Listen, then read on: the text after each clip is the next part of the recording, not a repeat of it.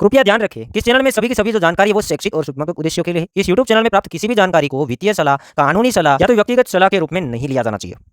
जय हिंद दोस्तों, आज की इस वीडियो के अंदर हम बिटकॉइन के बारे में बात करेंगे, प्लस कुछ आईएमपी न्यूज़ अपडेट है उसे कवर करेंगे। उसके साथ साथ कुछ लोग हमें कुछ अर्स रिकमेंड करते थे, मीम रिकमेंड करते थे कि इसके बारे में बताओ आगे क्या होगा, इसके बारे में बताओ आगे क्या होगा।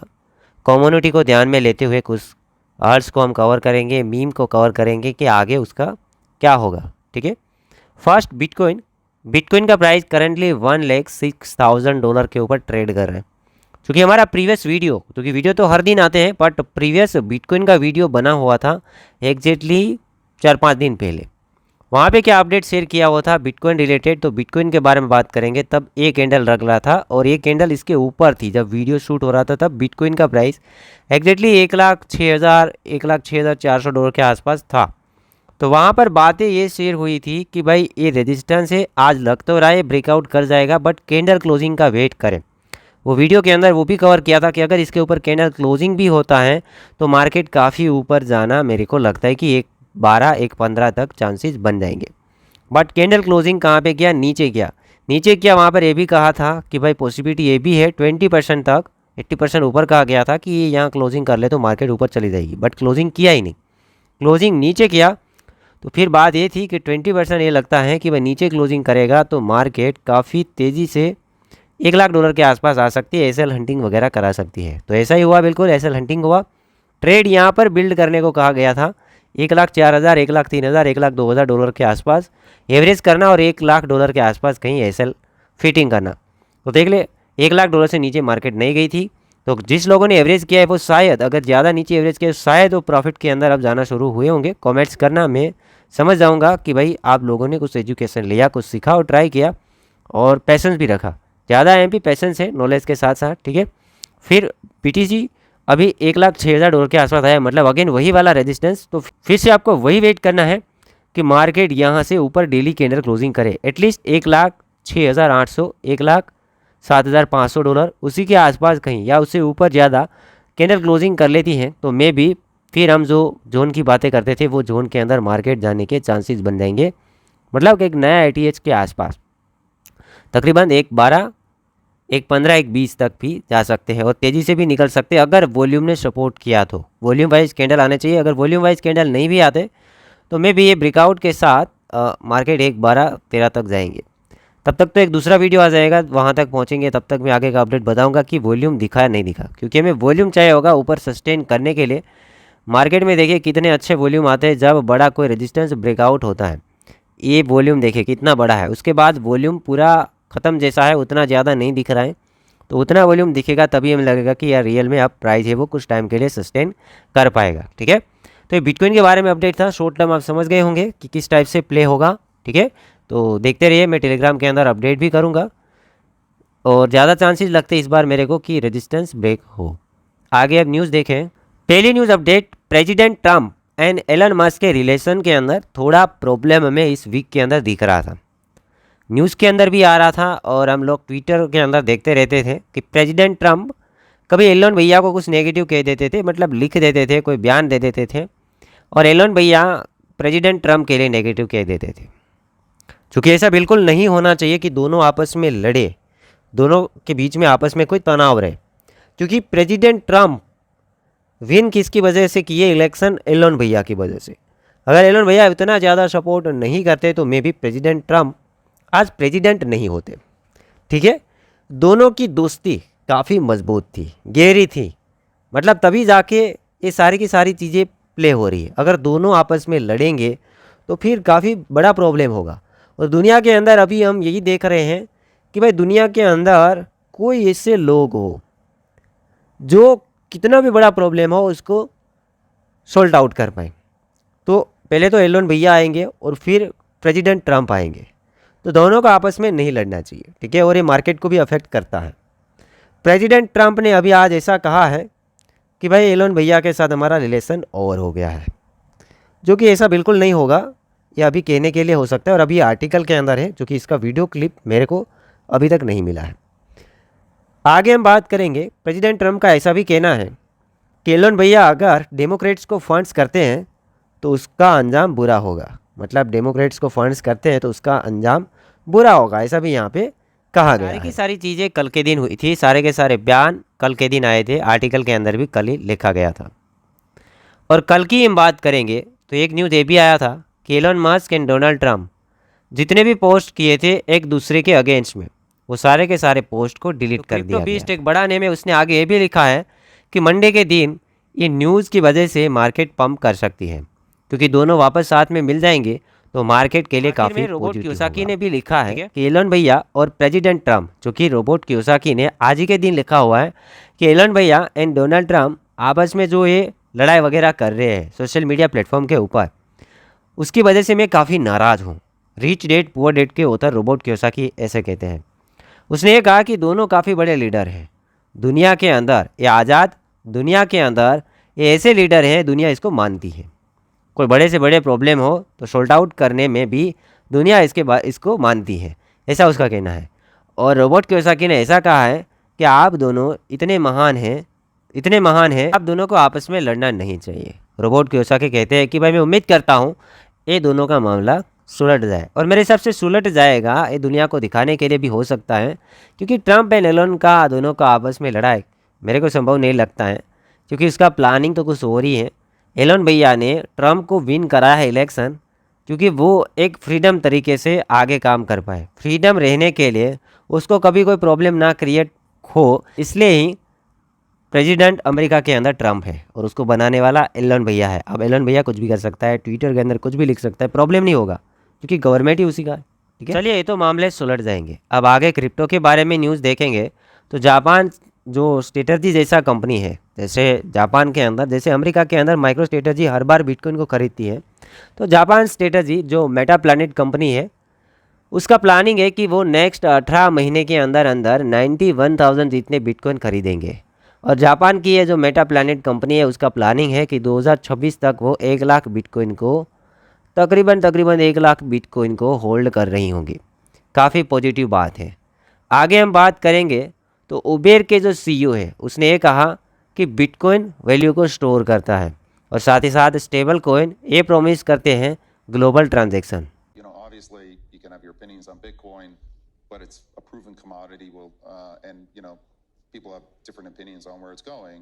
But I do think that stablecoin is quite promising, especially for global companies that are moving money around globally to create a mechanism for us to essentially reduce costs in terms of moving money internationally. So that's super interesting to us, and we're definitely going to take a look. ठीक है, तो दोनों का use case बता दिया कि value को store bitcoin करता है और ग्लोबली जो ट्रांजैक्शन है वो प्रॉमिसिंग करते हैं स्टेबल कॉइन्स, तो काफ़ी पॉजिटिव बात बन जाती है। दोस्तों आगे हम बात करेंगे तो डोनाल्ड ट्रंप ऐसा कहते हैं कि हम एक नए फेड के चेयरमैन को जल्दी अनाउंस करेंगे। And if we had a good Fed chairman, you would lower rates. And you know what? If inflation happened in a year from now or 2 years, let them raise rates. But we're going out for long-term debt or short-term debt. We have a lot of debt coming due because Biden had all short-term debt mostly. And we would get a lower rate and a lower interest rate if this guy would lower rates. We get a lower interest rate. It's unbelievable. And he's worried about inflation. If he worries about inflation any longer, all he has to do is get the lower rate, let us go out, borrow at a much lower rate, much lower. You could go down a point or two. We'll go out, borrow them, and if in 2 years inflation comes back, he raises rates. But he keeps them the same. It's insane.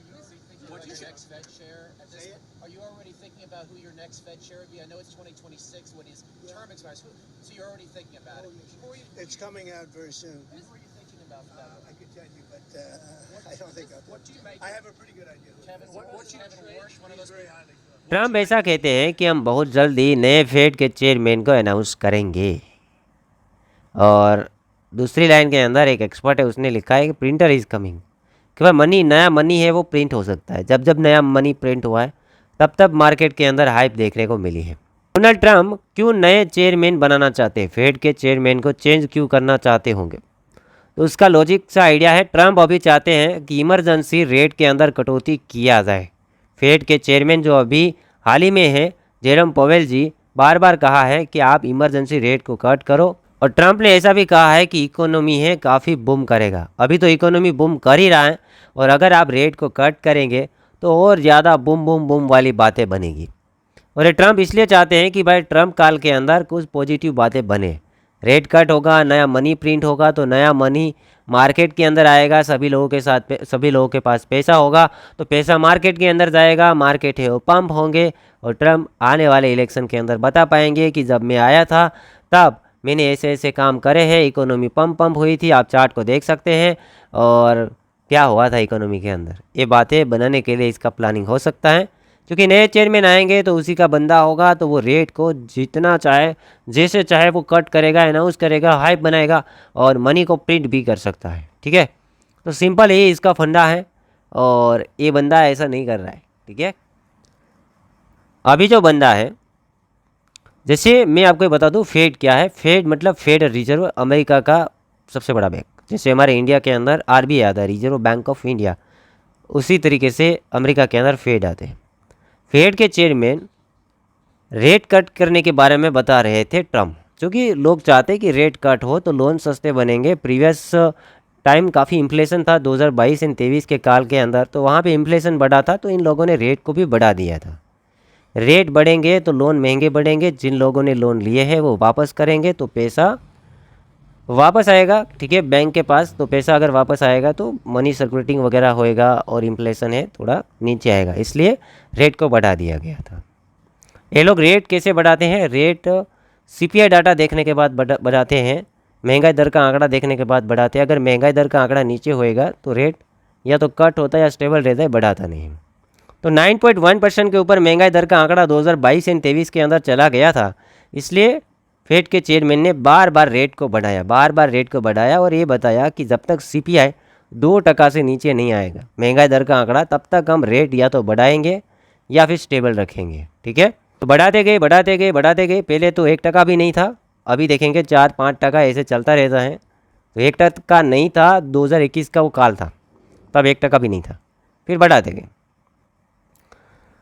तो बाद में inflation तो अभी 2.3% के ऊपर आ चुका है। धीरे धीरे करके हर एक महीने के अंदर हम डाटा देखते रहते हैं, तो इन्फ्लेशन तो नीचे आ गया। ठीक है, इन्फ्लेशन नीचे आ गया, बट रेट के अंदर कटौती देखने को नहीं मिला। इन्फ्लेशन 2.3 के आसपास आ गया, बट रेट कट नहीं हुआ।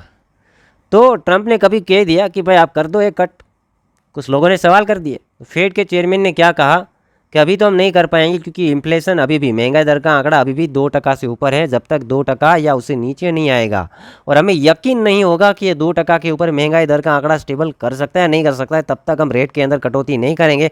बाद में जाके हम रेट के अंदर कटौती करेंगे। तो ट्रंप ने कहा यार 2.2 या 2.3 ये सेम ही तो है। ठीक है, वो 2 ही है यार, थोड़ा बहुत ऊपर नीचे चलता है, कर दो रेट कट।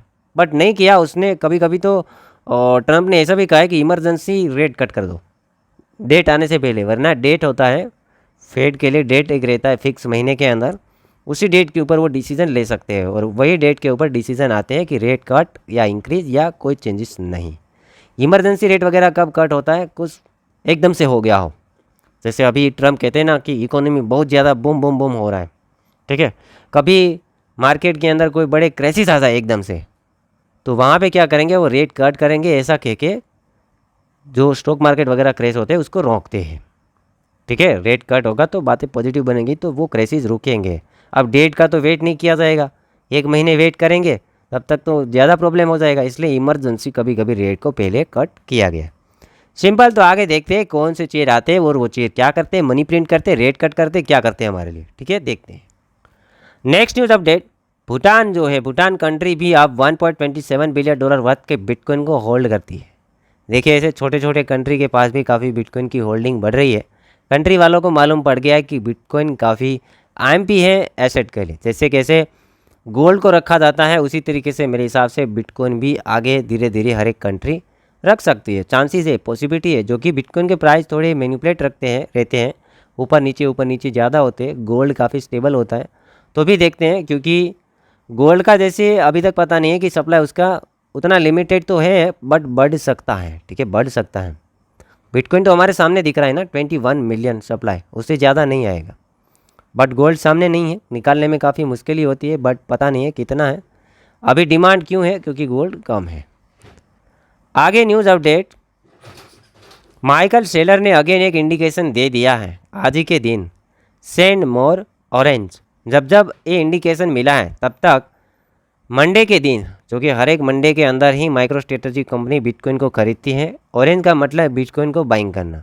तो देखते हैं कल के दिन, इंडियन टाइम की बात करूंगा, कल के दिन शाम का ही वक्त होगा, तकरीबन ये मान के चलो 6 बजे से लेकर 9 बजे के बीच में, इंडियन टाइम देखना 6 बजे से लेकर 9 PM तक इस सेलर का अनाउंसमेंट आ सकता है बिटकॉइन खरीदने के बारे में। जब जब इसने खरीदा है मंडे के दिन, पता नहीं इसका कोई IMP दिन हो सकता है, मंडे के दिन ये खरीदता है हर एक वीक के अंदर। नहीं खरीदना होता है तो वो नहीं खरीदेगा, बट दूसरे दिन मैंने नहीं देखा कि कभी खरीदा हो, मंडे के दिन उसका होता है। तो देखते हैं मैनिपुलेशन वगैरह होता है या नहीं होता है, कभी कभी नहीं होता है, कभी हो जाता है, तो ध्यान देखे करना, ठीक है। कल के दिन देखेंगे। आगे हम बात करेंगे तो एक इंडियन एक्सचेंज के अंदर प्रॉब्लम हम लोगों ने देखा कल परसों, जो कि वो फट भी हो सकता है, कोइन DCX के अंदर क्या हुआ था। कोइन DCX के अंदर से कुछ लोग हैं कोइन DCX को छोड़ रहे हैं, जो कि CTO वगैरह। तो वहाँ पे लोगों ने सवाल क्या उठाना शुरू किया, इन्फ्लुएंसर ने क्या आवाज़ उठाना शुरू किया कि भाई आपके सेंट्रलाइज एक्सचेंज के अंदर कोई प्रॉब्लम तो नहीं है, बैंकरप्ट तो नहीं हो जाएगा, हैक तो नहीं हो जाएगा, ऐसे क्यों लोग एकाएक बाहर निकल। डर रहेगा, नॉर्मल कंपनी से अगर एम्प्लॉई निकल जाएंगे, वहाँ से लीव लेंगे, तब तो लोगों को उतना प्रॉब्लम नहीं होएगा। बट जब सेंट्रलाइज एक्सचेंजों से एम्प्लॉयज़ लीव लेना शुरू करते हैं, तब लोग डर जाते हैं कि यार ये हैक्ड होगा, बैंकरप्ट तो नहीं हो गया होगा, मनी कहीं चला तो नहीं गया होगा, ये फिर ट्रस्ट भी थोड़ा कम हो जाता है, ठीक है। ये वाले सवाल थे। तो वहाँ पर फाउंडर सुमित गुप्ता ने क्या कहा, ये फाउंडर का ट्विटर पोस्ट आया कि भाई ये सारी चीज़ें नॉर्मल होती है, सभी कंपनी के अंदर लोग ज्वाइन भी करते हैं, लीव भी करते हैं। ऐसा तो नहीं है कि जो बंदा कंपनी के अंदर आया वो हर पल रहे, वो निकल सकता है, कभी भी बाहर भी जा सकता है, ठीक है, बाहर निकल सकता है, कंपनी को छोड़ सकता है, दूसरी कंपनी को ज्वाइन कर सकता है। क्योंकि विवेक नेम है CTO का, उसने 5 साल अमेजिंग काम भी किया है कोइन DCX के अंदर, और उसने कोई पर्सनल रीज़न की वजह से, लीगली कोई पर्सनल रीज़न की वजह से उसने कोइन DCX को छोड़ा है। इसमें कोई बड़ी बात नहीं है, आने वाले टाइम के अंदर कोई नए CTO होंगे, कोई बड़ी बात नहीं है। बट लोगों का ऐसा मानना है कि भाई इतने ज़्यादा एम्प्लॉयज़ आपके एक्सचेंजेस के अंदर कम क्यों हुए। दूसरी लाइन के अंदर देखेगा इसके अंदर कितनी पोजीशन खाली है वो देखेगा। ये ट्विटर पोस्ट सुमित गुप्ता का ही है कि 100+ पोजीशन खाली है कोइन DCX के अंदर। आप भी फुलफ़िल कर सकते हैं फॉर्म को, अगर आपका प्रोफाइल अच्छा है तो आपको भी जॉब लग सकती है कोइन DCX के अंदर। सुमित गुप्ता ने ऐसा कहा कि CTO समेत इतनी ज़्यादा पोजीशन क्यों अभी ओपन है। लोगों का ऐसा सवाल था, थोड़ा सा डर था, थोड़ा सा खौफ था, बट कह दिया अभी सुमित गुप्ता जी ने कि भाई ऐसा तो होता रहता है, लोग आते रहते हैं, जाते रहते हैं। CTO पद के ऊपर विवेक जी 5 साल तक काम किए, कोई लीगली पर्सनली रीज़न था तो अब उसने एक्सचेंज को छोड़ा है, ठीक है। और ये इन्फ्लुएंसर वगैरह है, काफ़ी ज़्यादा जंप कर जाते हैं, कुछ और सोच बैठते हैं। बट सभी एक्सचेंज के अंदर ऐसा होता रहता है, कंपनियों के अंदर होता रहता है कि भाई CTO पद के ऊपर कोई बंदा आया, फिर निकल गया, फिर दूसरा आया, निकल गया, कहीं और जुड़ गया, कोई और कंपनी के अंदर जुड़ा, वो बात है। ये चीज़ मैं समझ गया था। बट दूसरा लाइन मैंने देखा, ये ट्वीट के अंदर नीचे की ओर देखा तो 100+ पोजीशन अभी भी क्यों खाली है एम्प्लॉई। कोइन DCX बाइनेंस जितना तो बड़ा एक्सचेंज है नहीं, बाइनेंस जैसे वॉल्यूम तो आ नहीं रहा है। तो ये सवाल मेरे हिसाब से करना चाहिए, बाकी नो प्रॉब्लम, अभी तो कुछ प्रॉब्लम नहीं दिख रहा है, ठीक है। ये बात इसका तो सही है कि भाई CTO के ऊपर कोई अभी और है, बाद में कोई और आए, वो बात अलग है। बट ये 100 पोजीशन है खाली क्यों, एम्प्लॉय ने जॉब छोड़े क्यों, क्या उसको सैलरी नहीं मिल रहा है, क्या उसको डर लग गया है, क्या चीज़ें हैं, ये भी उसको आंसर करना चाहिए। अब कुछ सवाल्स कोई नहीं है दोस्तों, उसे देखेंगे। लोगों ने जो सवाल किए, जो कि शिबा के बारे में, मैं काफ़ी कमेंट्स के अंदर देखता हूँ कि मेरे पास शिबा है, इसका क्या होगा। जो कि शिबा एक मीम कॉइन है, but compare to other meme coin इसके मार्केट कैप बड़े कॉइन से भी ज़्यादा रहते हैं, बिलियंस ऑफ डॉलर के अंदर मार्केट कैप है। क्योंकि बड़े बड़े सेलिब्रिटी ने इसको प्रमोट भी किया, इसके बारे में काफ़ी ट्वीट वगैरह किए हैं, ठीक है, इसलिए ये ज़्यादा रैंक करता है। टॉप 50 के अंदर ये आ जाता है शिबा इनू।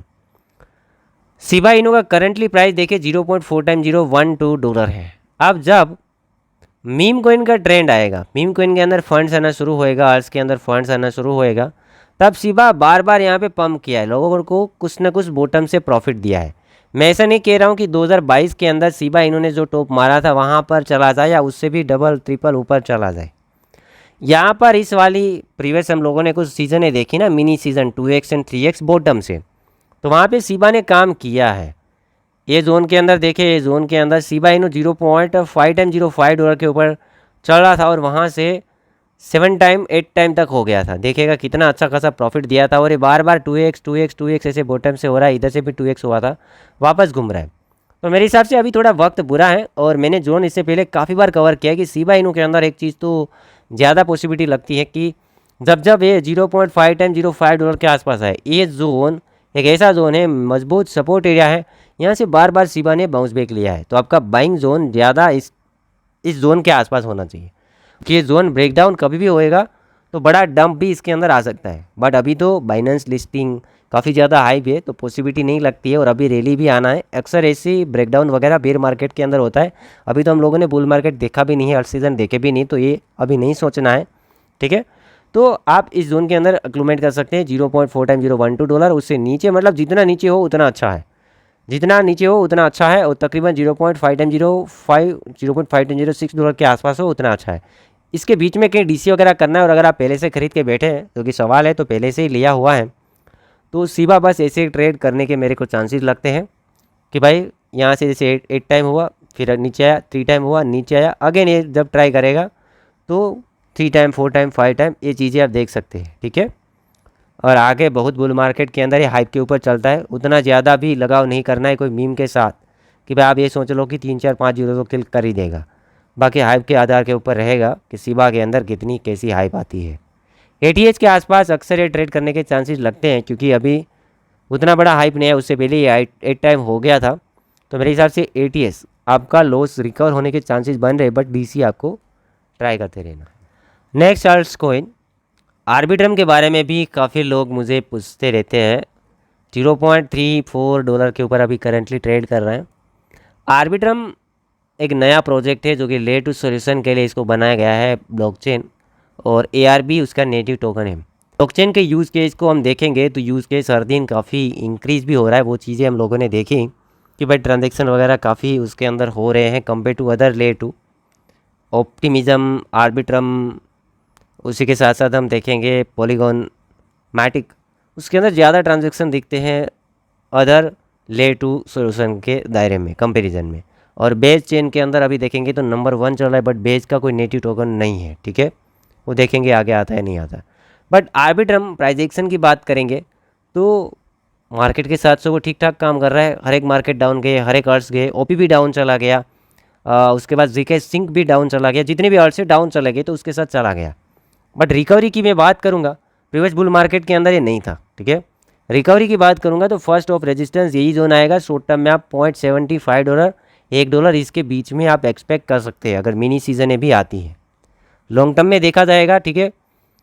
लॉन्ग टर्म के अंदर कितना हाइप बनता है उसके आधार के ऊपर देखा जाएगा। बाकी आपने अगर ऊपर कहीं एक्लूमेंट किया है तो नीचे DCA करने के लिए रेडी रहना है। जब भी आप टॉप के ऊपर खरीदते हैं, हाइप के ऊपर खरीदते हैं, कितना भी अच्छा प्रोजेक्ट हो, तो आप इमरजेंसी फंड्स के लिए 30-40% कैपिटल को बचाए रखें, उसे आगे एवरेज करने में काम में लाए ताकि आपका बाइंग प्राइस नीचे आ जाए, ठीक है। अब आप टॉप में खरीदे, आप वही देखते रहेंगे कि भाई 2 से ऊपर जाए, 2 से ऊपर जाए तो ही प्रॉफिट होगा। आप कुछ ऐसा करो ना कि 1 से ऊपर जाए या आधा $1 से ऊपर जाए तो भी आपका प्रॉफिट हो, $0.4 से ऊपर जाए तो भी आप कुछ ऐसा करो कि आपको प्रॉफिट हो। तो ऐसा क्या करेंगे कि भाई जब टॉप पर आप खरीदने जाते हैं, हाइप के ऊपर खरीदने जाते हैं, कभी भी क्रिप्टो में कूद रहे हैं, एक साथ मत खरीदिएगा, पार्ट कीजिएगा। पहले पार्ट में ज़्यादा हाइप है तो 10-20% ही फंड्स दीजिएगा, ज़्यादा मत डालेगा, बाकी केस में ही रखिएगा, या बिटकॉइन में रख सकते हैं, बिटकॉइन में, ठीक है, या फिर USDT में भी रख सकते हैं, USDC में भी रख सकते हैं। मल्टीपल जरिया है आप केस रखने के लिए, ठीक है।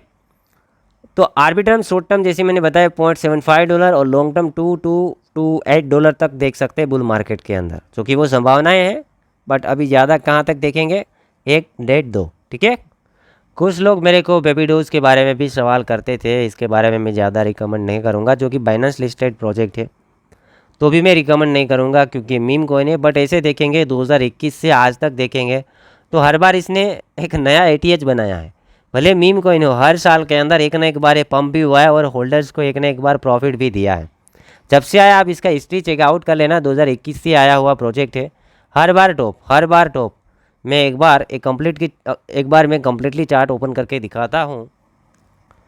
तो मैंने बेबी डोज का कंप्लीटली चार्ट उठाया है, कितने टावर दिख रहे हैं। मीम है, बट ऐसा एक भी कोइन अभी तक मैंने नहीं देखा कि 2021 से अभी तक इतनी बार प्रॉफिट दिया हो।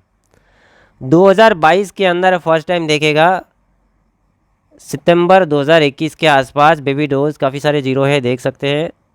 ये जंप हुआ था, मैं कैलकुलेशन करके देता हूँ कि हर बार पंप हुआ तो होल्डर्स को कितना प्रॉफिट बना के इसने दिया है हर बार।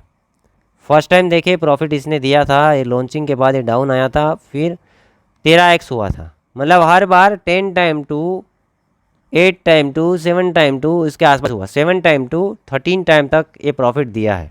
ठीक है, एक टावर, दूसरा टावर लगा एग्जैक्टली 2023 के अंदर, तीसरा टावर लगा 2024 के अंदर, और 2025 के अंदर भी टावर देखा। तो प्रीवियस 4 साल गए और 4 टावर लगा दिए। तो अगेन ये टावर कहीं रेडी होगा, धीरे धीरे करके एक नया टावर रेडी होगा।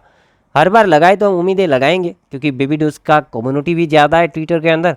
और लास्ट हम लोगों ने देखा कि बाइनेंस लिस्टिंग की वजह से भी इसमें एक हाइप आया था।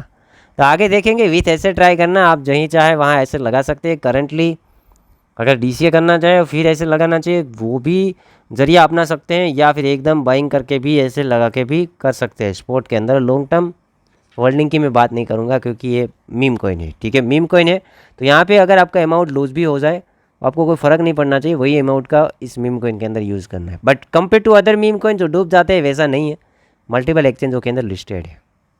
नेक्स्ट और आखिरी आर्ट्स देख लेते ईथर। बाकी आपके पास सवाल है कमेंट छोड़ना, मैं आगे सारे के सारे आर्ट्स को कवर करने की कोशिश करूंगा। और अभी पैसा आर्ट्स में नहीं आ रहा है तो वो मत सोचना कि आर्ट्स तो भाई ख़त्म हो गया, अभी पैसा बिटकॉइन में ही जा रहा है, जितना भी हो।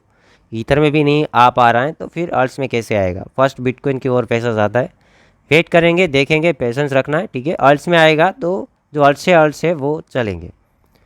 ईथर की मैं बात करूंगा तो ईथर $2520 के ऊपर ट्रेड कर रहा है। प्रीवियस वीडियो के अंदर एक बात हुई थी, जो प्रीवियस हम लोगों ने वीडियो देखा ना, वीकली टाइम फ्रेम के अंदर कैंडल है, कि भाई ईथर एकदम से एक रेजिस्टेंस के ऊपर आया है। रेजिस्टेंस कब ब्रेकआउट करेगा, कब ईथर 2600, 2700, 2800, 2900, $3000 के आसपास ट्रेड करना शुरू होएगा, तो बात बताई थी ये कि बिटकॉइन 1.13, 1.14 आप जाना चाहिए। 1.6 के ऊपर था तब वीडियो बनाया था, फिर नीचे 1 के आसपास आ गया था। तो कहाँ से जाएगा, क्योंकि BTC को ही फॉलो करेगा ईथर, तो ये कम्प्लीटली फॉलो नहीं कर रहा है। ईथर अभी एक नया हाई बनाना चाहिए, बट उसके बाद भी हम देखते हैं कि भाई चलिए नया हाई तो नहीं बनाया, बट ईथर बिटकॉइन थोड़ा सा भी गिरेगा तो वो करेक्शन लेना शुरू हो जाएगा। तो ऑटोमेटिकली एक लाइन समझ में आया कि आप BTC 1.12, 1.13, 1.14 के आसपास जाएगा तब भी ये ब्रेकआउट करने की कोशिश में लग सकता है ईथर। और ईथर इस बार के ब्रेकआउट के बाद 4000 के आसपास फिर हम देख सकते हैं। स्पोर्ट के अंदर लिए उसकी बात है कि भाई अच्छा खासा प्रॉफिट आप करने वाले। 1300 में लिया होगा लोगों ने, तब ज़्यादा नेगेटिविटी थी, वीडियो हम लोगों ने बनाया। 2600 चला गया, मतलब 2x हुआ। ईथर सेकंड नंबर का बड़ा प्रोजेक्ट, प्रॉफिट कम लगेगा बट सेफ्टी भी तो है कि भाई दूसरे प्रोजेक्ट के कंपैरिजन में ये नहीं डूबेगा। तो वही बात है, हमारा पैसा कंप्लीट बचाना भी है, भले ही थोड़ा प्रॉफिट कम हो, बट ऐसा नहीं कि भाई पूरा पैसा हम गंवा दें। ठीक है, इसलिए लोग बड़े लोग ईथर में जाते हैं, वरना तो कोई मीम में नहीं जाते। ठीक है, तो ईथर इस बार अभी शॉर्ट टर्म में जैसे BTC 1.12, 13, 14, 15 में ट्रेड करेगा, तो फिर ईथर जैसे ही $2627 में एंटर हुआ, $2627 में एंटर हुआ, फिर इधर देखना 4000, 4200 ये जोन तक भी हम पहुंचेंगे। स्पोर्ट के अंदर देखना, फ्यूचर्स की बात नहीं है। तो उम्मीद करता हूँ ये वीडियो इन अपडेट पसंद आया होगा। लॉन्ग टर्म में BTC 1.5 तक देख रहे हैं और इधर 8 to 12 तक देख रहे हैं। ठीक है, एक संभावना है हमारी तरफ से। मेरा कोई फाइनेंशियल एडवाइस नहीं है। क्रिप्टो मार्केट हाई रिस्की है, हाई वोलेटाइल है, पर जितना चीज़ें हिस्ट्री में हुआ है, कुछ चीज़ें समझ में आया है, वो अक्सर हम आपको एजुकेट करने की कोशिश करते हैं और आपको देते हैं। और लोग अभी काफ़ी कुछ नेगेटिव भी हो चुके हैं, कमेंट्स पढ़ेंगे तो समझ में आएगा। पॉजिटिव होने की कोशिश करना, पेशेंस रखने की कोशिश करना। हम ऐसे कंटेंट हर दिन बनाते रहेंगे। जो भी डाउट्स है कमेंट कीजिएगा, वीडियो आपको मिलते रहेंगे।